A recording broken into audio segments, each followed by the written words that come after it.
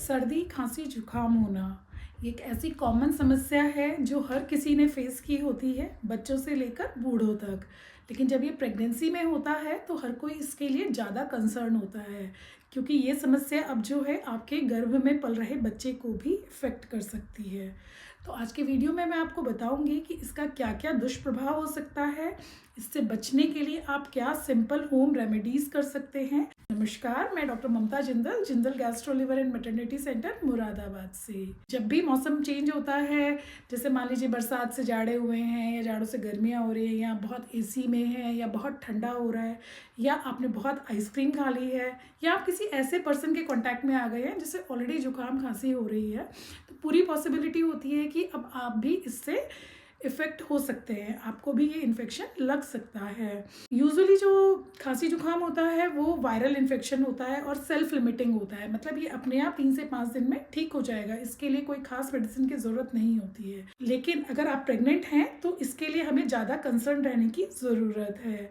Pregnancy एक immuno compromised state होती है। इम्यूनो कॉम्प्रोमाइज्ड का मतलब होता है कि आपकी इम्यूनिटी जो है वो नॉर्मल लोगों से थोड़ी सी कम है, तो आपको ये इन्फेक्शन जल्दी हो सकता है और सिवियर हो सकता है।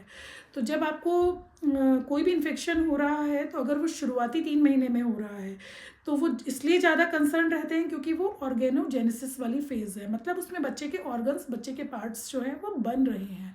तो अगर कोई वायरस ऐसा है जो बच्चे पे बुरा प्रभाव डालने वाला है तो वो उसके ऑर्गेनोजेनेसिस को इफ़ेक्ट कर सकता है।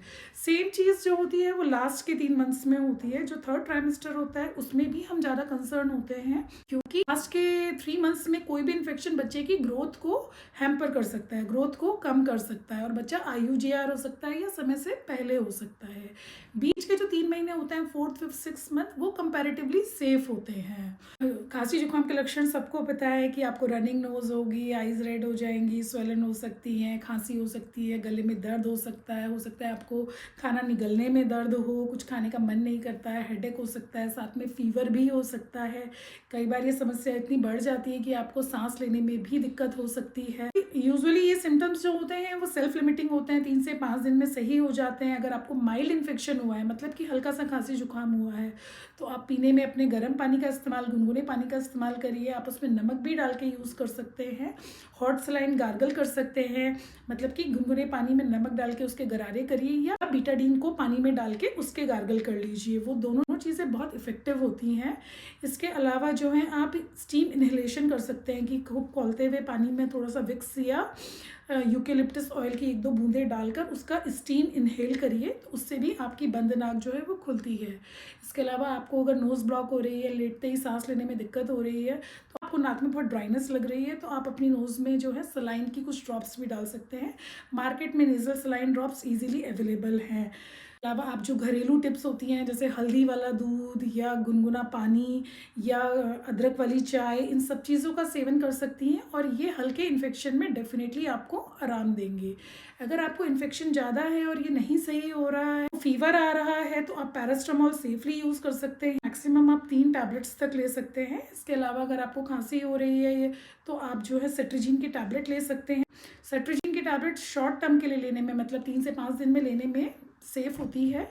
आप कफ सिरप ले सकते हैं जिनमें डेक्स्ट्रोमेथॉर्फन होता है, लेकिन अगर उसमें कोडीन है तो वो कफ सिरप आपको यूज़ नहीं करना है। कोडीन जो है वो प्रेगनेंसी में हम नहीं देते हैं। इसके अलावा कुछ और दवाइयाँ भी होती हैं जो नॉर्मल स्टेट में हम खांसी जुकाम होने पर प्रिस्क्राइब कर सकते हैं, लेकिन प्रेग्नेंट महिला को हम नहीं देते हैं। उनमें इंक्लूड होती हैं जैसे कोडीन हो गया। उसके अलावा आप डिक्लोफिनेक की कोई टैबलेट नहीं ले सकते हैं, आप निमेसुलाइड नहीं ले सकते हैं, आप ब्रूफिन नहीं ले सकते हैं। एक एंटीबायोटिक होती है लीवोफ्लॉक्सासिन, जो कि हम नॉर्मल स्टेट में दे सकते हैं, लेकिन अगर प्रेग्नेंट महिला है तो हम उसे लीवोफ्लॉक्सासिन नहीं प्रिस्क्राइब करते हैं। खांसी जुकाम लंबा खिंच रहा है या आपको बहुत ज़्यादा गले में दर्द हो रहा है, बुखार परसिस्टेंट है, तो आपको एंटीबायोटिक लेने की ज़रूरत पड़ सकती है। एंटीबायोटिक आप हमेशा अपने डॉक्टर की सलाह से ही लें। अगर आपको बहुत ज़्यादा सांस लेने में दिक्कत हो रही है, फीवर आपको परसिस्टेंट हाई ग्रेड बना हुआ है, ये सिम्टम इम्प्रूव नहीं कर रहे हैं, तो आपको तुरंत डॉक्टर से मिलने की ज़रूरत है।